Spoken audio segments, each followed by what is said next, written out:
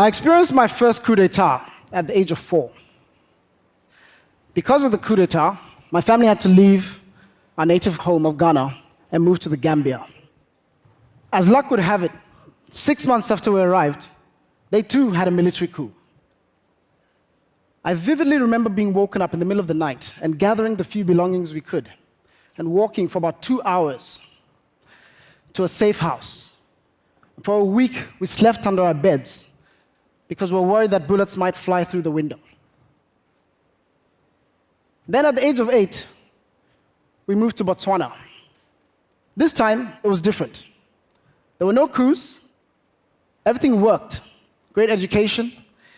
They had such good infrastructure that even at the time, they had a fiber optic telephone system, long before it had reached Western countries. The only thing they didn't have is that they didn't have their own national television station. And so I remember watching this TV from neighboring South Africa and watching Nelson Mandela in jail being offered a chance to come out if he would give up the apartheid struggle. But he didn't. He refused to do that until he actually achieved his objective of freeing South Africa from apartheid. And I remember feeling how just one good leader could make such a big difference in Africa. Then at the age of 12, my family sent me to high school in Zimbabwe. Initially, this too was amazing. Growing economy, excellent infrastructure, and it seemed like it was a model for economic development in Africa. I graduated from high school in Zimbabwe and went off to college. 6 years later, I returned to the country. Everything was different. It had shattered into pieces. Millions of people had emigrated. The economy was in a shambles, and it seemed all of a sudden that 30 years of development had been wiped out. How could a country go so bad so fast?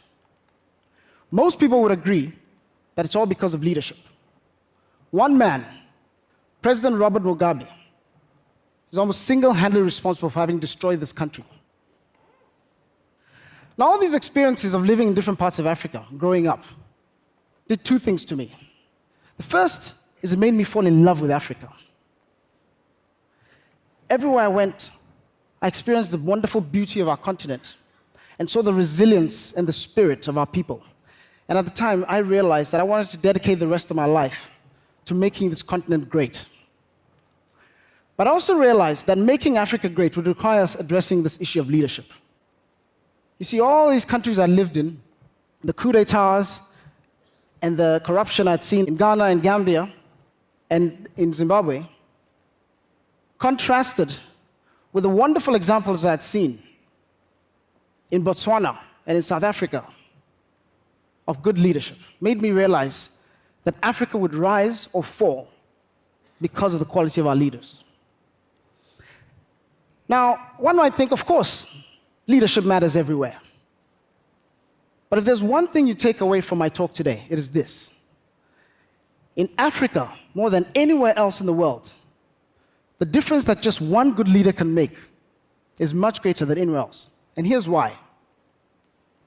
It's because in Africa we have weak institutions, like the judiciary, the constitution, civil society, and so forth. So here's a general rule of thumb that I believe in. When societies have strong institutions, the difference that one good leader can make is limited. But when you have weak institutions, then just one good leader can make or break that country. Let me make it a bit more concrete. You become the president of the United States. You think, wow, I've arrived. I'm the most powerful man in the world. So you decide, perhaps let me pass a law. All of a sudden, Congress taps you on the shoulder and say, no, you can't do that. You say, let me try this way. The Senate comes and says, we don't think you can do that. You say, perhaps let me print some money. I think the economy needs a stimulus. The central bank governor will think you're crazy. You might get impeached for that. But if you become the president of Zimbabwe, and you say, I really like this job. I think I'd like to stay in it forever. Well, you just can. You decide you want to print money, You call the central bank governor and you say, please, double the money supply. He'll say, okay, yes, sir. Is there anything else I can do for you? This is the power that African leaders have. And this is why they make the most difference on the continent. The good news is that the quality of leadership in Africa has been improving. We've had 3 generations of leaders in my mind. Generation 1 are those who appeared in the 50s and 60s. These are people like Kwame Nkrumah of Ghana and Julius Nyerere of Tanzania. The legacy they left is that they brought independence to Africa. They freed us from colonialism, and let's give them credit for that. They were followed by Generation 2. These are people that brought nothing but havoc to Africa. Think warfare, corruption, human rights abuses. This is the stereotype of the typical African leader that we typically think of. Mobutu Sese Seko from Zaire, Sani Abacha from Nigeria. The good news is that most of these leaders have moved on, and they were replaced by Generation 3. These are people like the late Nelson Mandela and most of the leaders that we see in Africa today, like Paul Kagame and so forth. Now, these leaders are by no means perfect.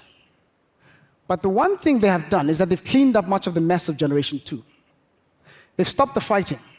And I call them the stabilizer generation. They're much more accountable to their people. They've improved macroeconomic policies. And we're seeing for the first time Africa's growing. And in fact, it's the second fastest growing economic region in the world. So these leaders are by no means perfect, but they are by and large the best leaders we've seen in the last 50 years. So where to from here? I believe that the next generation to come after this, Generation 4, has a unique opportunity to transform the continent. Specifically, they can do 2 things that previous generations have not done. The first thing they need to do is they need to create prosperity for the continent. Why is prosperity so important? Because none of the previous generations have been able to tackle this issue of poverty. Africa today has the fastest growing population in the world, but also is the poorest. By 2030, Africa will have a larger workforce than China, and by 2050, it'll have the largest workforce in the world. 1 billion people will need jobs in Africa. So if we don't grow our economies fast enough, we're sitting on a ticking time bomb, not just for Africa, but for the entire world. Let me show you an example of one person who's living up to this legacy of creating prosperity. Letitia. Letitia is a young woman from Kenya who at the age of 13 had to drop out of school because her family couldn't afford to pay fees for her. So she started a little business rearing rabbits, which happened to be a delicacy in this part of Kenya that she's from. This business did so well that within a year she was employing 15 women and was able to generate enough income that she was able to send herself to school, and through these women, fund another 65 children to go to school. The profits that she generated, she used that to build a school, and today she educates 400 children in her community. And she's just turned 18.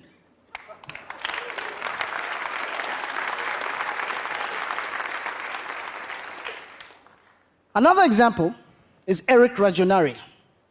Eric comes from the island of Madagascar.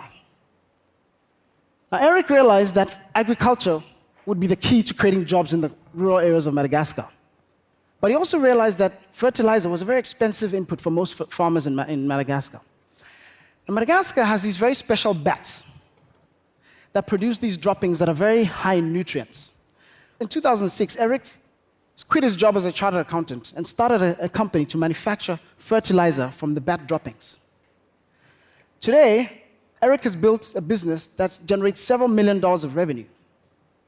And he employs 70 people full-time and another 800 people during the season when the bats drop their droppings the most. Now, what I like about this story is that it shows that opportunities to create prosperity can be found almost anywhere. Eric is known as the Batman. And who would have thought that you would have been able to build a multi-million-dollar business employing so many people just from bat poo? The second thing that this generation needs to do is to create our institutions. They need to build these institutions such that we're never held to ransom again by a few individuals like Robert Mugabe.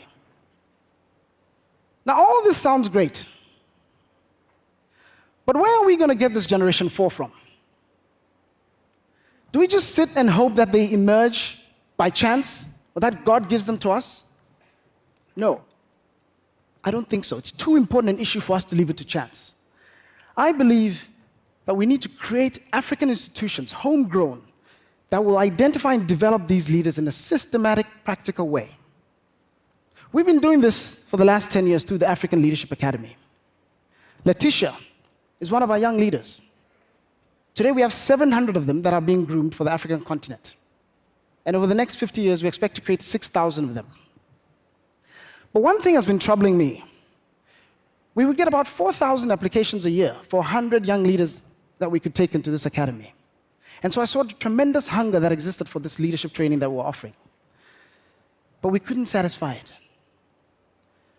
So today, I'm announcing for the first time in public an extension to this vision for the African Leadership Academy. We're building 25 brand new universities in Africa that are going to cultivate this next generation of African leaders. And each campus will have 10,000 leaders at a time. So we'll be educating and developing 250,000 leaders at any given time.